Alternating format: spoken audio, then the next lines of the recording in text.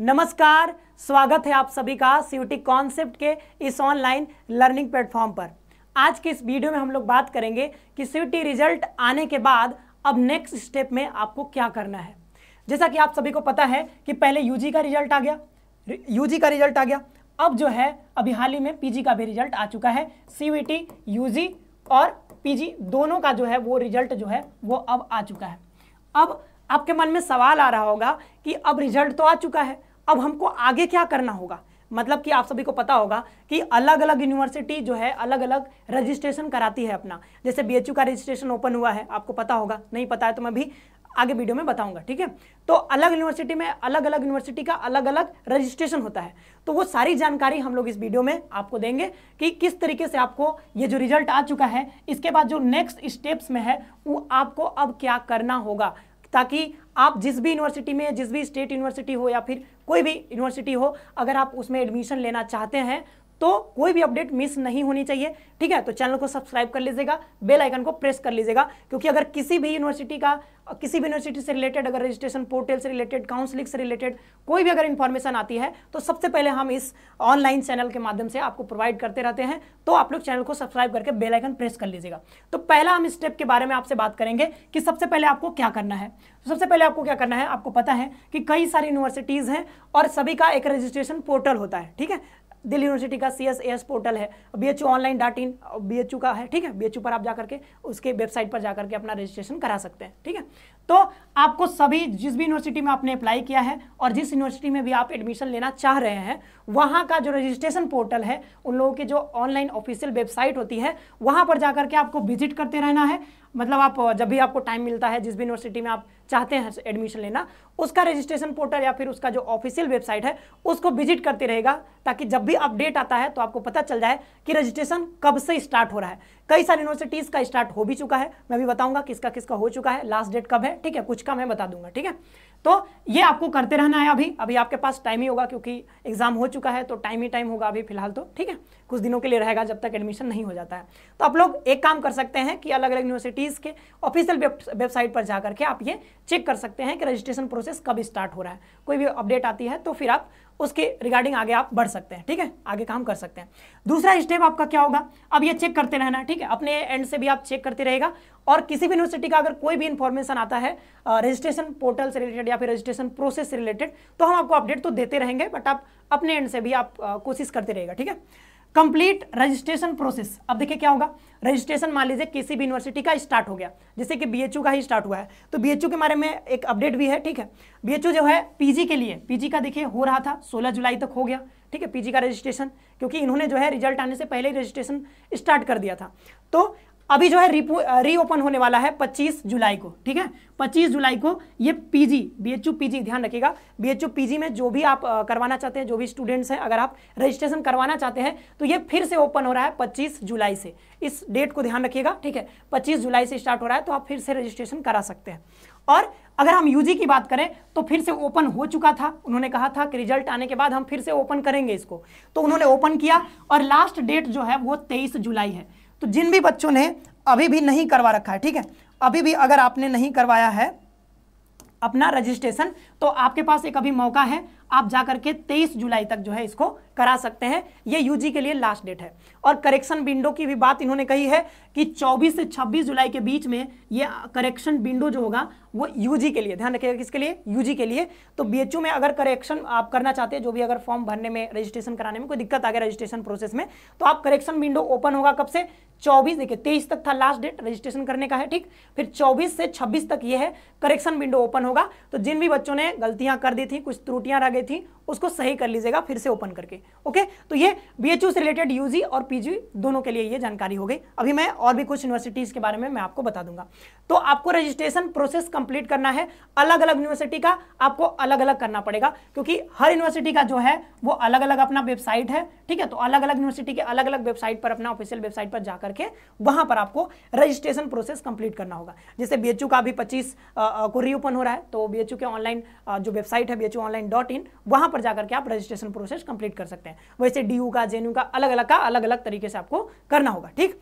अब हम यही जो है ना काउंसलिंग की एक प्रक्रिया ही है, ये जो कंप्लीट जो रजिस्ट्रेशन प्रोसेस है, जब आप रजिस्ट्रेशन प्रोसेस कंप्लीट करेंगे तो वो बेसिकली आप काउंसलिंग ही कर रहे हैं, एक तरह से काउंसलिंग का ही एक पार्ट है। पहले काउंसलिंग जो होता था वो मतलब कि एक अलग ही प्रोसेस होता था, उसको उसमें भी यही प्रोसेस होता था कि सारी अपने मतलब जो भी डॉक्यूमेंट्स हैं वो अपलोड करने होते थे। ऑनलाइन भी हो जाता था, पहले तो ऑफलाइन होता था, बट जब से कोरोना आया तो ऑनलाइन होने लगा था काउंसलिंग।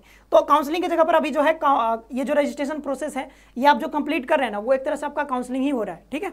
तो उसमें अपना 10th का 12th का मार्कशीट सारा और जो भी आपने जितने भी मार्क्स हैं, परसेंटेज है, वो सारा अपलोड करना। तो पहले काउंसलिंग प्रोसेस में होता था, बट अब ये रजिस्ट्रेशन प्रोसेस में भी ये सारी चीज़ें आप मांगी जा रही है, ठीक है।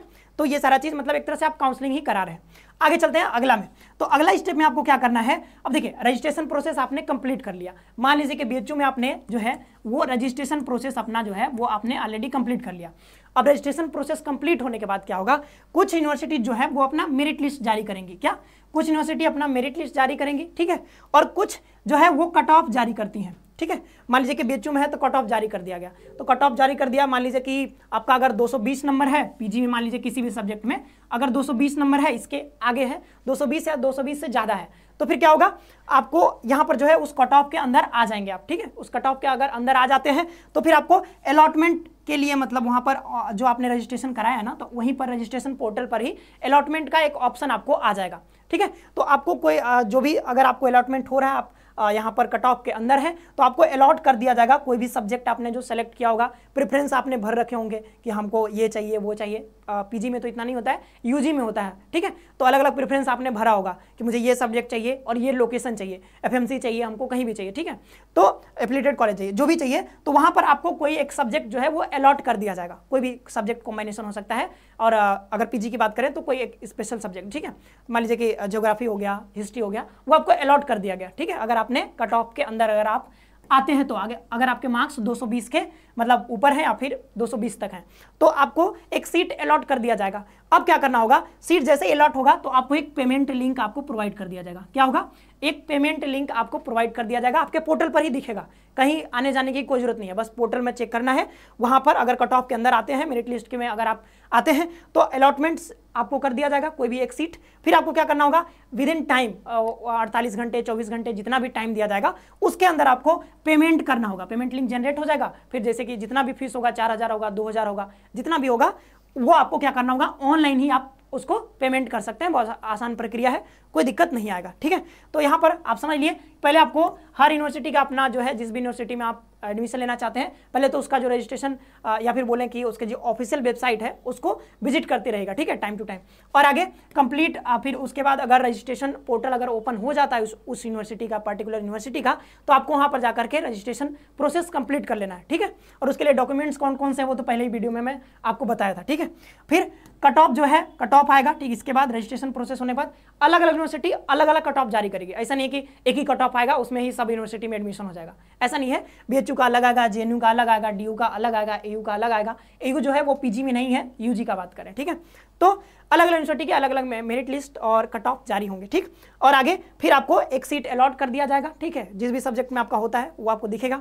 फिर पेमेंट लिंक जनरेट होगा, पेमेंट लिंक जैसे ही जनरेट होता है तो आप पेमेंट कर दीजिएगा, ठीक है। जैसे आप पेमेंट करते हैं तो आपका सीट जो है ना, एक तरह से वो मतलब प्रोविजनली अगर बात करें तो वो एक तरह से फिक्स हो जाता है। आपका एडमिशन जो है उस यूनिवर्सिटी में एक तरह से बोले तो फिक्स हो जाएगा, ठीक है, जैसे आप पेमेंट डन करते हैं। इसके बाद आगे देखें तो आगे फिर क्या होगा कि सारे डॉक्यूमेंट्स लेकर के, ये तो आपने जैसे ही पेमेंट किया ना तो एक तरह से आप एक स्टूडेंट बन गए उस यूनिवर्सिटी के, ठीक है। लेकिन और भी चीजें हैं, ऑफलाइन वेरिफिकेशन के लिए आपको बुलाया जाएगा।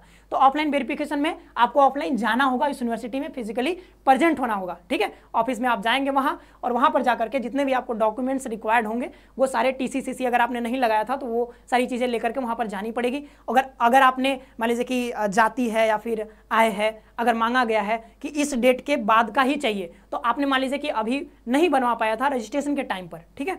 रजिस्ट्रेशन मान लीजिए अभी हो रहा था, 16 जुलाई तक पीजी का हुआ, तो उस टाइम मान लीजिए कोई डॉक्यूमेंट आपके पास नहीं था तो आपने पुराना वाला लगा दिया। जाति की बात करें, देखिए कास्ट सर्टिफिकेट, तो आपने पुराना वाला लगा दिया था। तो अब नया जो आपने बनाया होगा वो आपको लेकर के यहाँ फिजिकली जो आप आएंगे यहाँ पर ऑफलाइन वेरिफिकेशन में, तो वहाँ पर जाकर के आपको सबमिट करना होगा, ठीक है, ऑफलाइन जाकर के।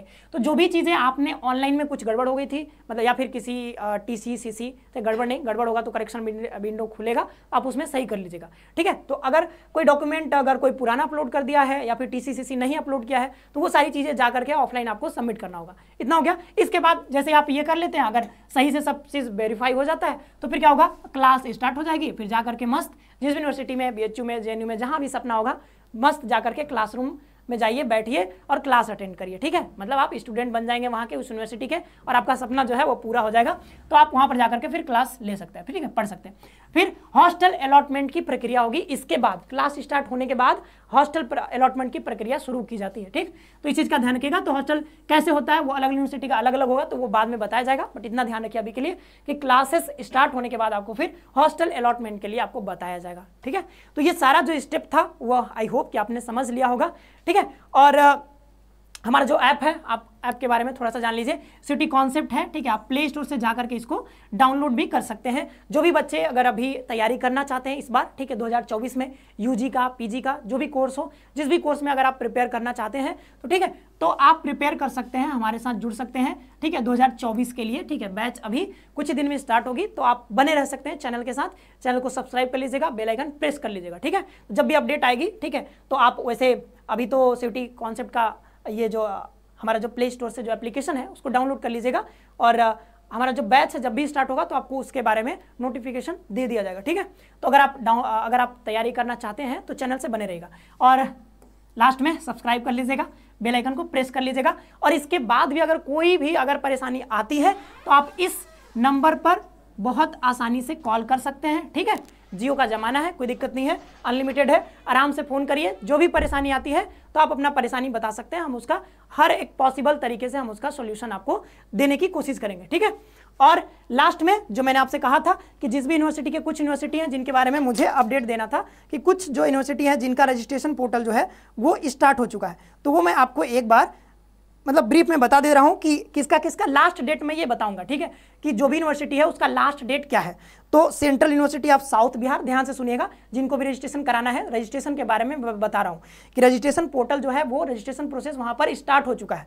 तो central university of south Bihar में 24 जुलाई जो है वो लास्ट डेट है, तो अभी आपके पास अराउंड 2-3 दिन टाइम है, तो करा लीजिएगा, ठीक है।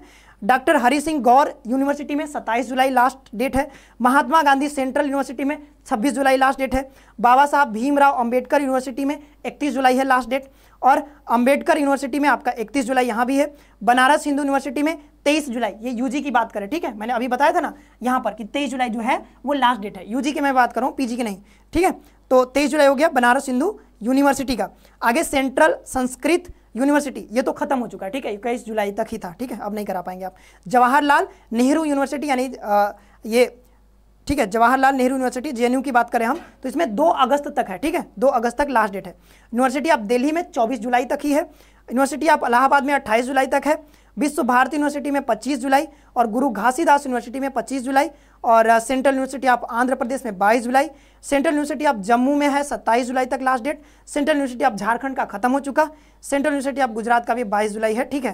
तो आई होप कि आज ही 22 जुलाई है, तो आप करा लीजिएगा, ठीक है, अभी अगर टाइम है उसमें, ठीक है, रात तक शायद 11 बजे तक रहता है, तो जिन्होंने भी नहीं कराया है तो जिसका भी इसमें मैंने बताया 22 जुलाई वो आप करा लीजिएगा, क्योंकि आज के बाद जो है वो बंद हो जाएगा, ठीक है। और अगर कोई भी यूनिवर्सिटी से रिलेटेड कोई भी चीज़ आती है, ठीक है, कोई भी अगर इन्फॉर्मेशन आता है, क्योंकि आप देखिए परेशान नहीं होना ज़्यादा कि मैं कैसे चेक करूंगा हर यूनिवर्सिटी का अलग अलग, तो आप नहीं भी कर पा रहे हैं तो कोई दिक्कत नहीं है, आप चैनल से बस बने रहिएगा, बेल आइकन को प्रेस करके रखिएगा, ठीक है।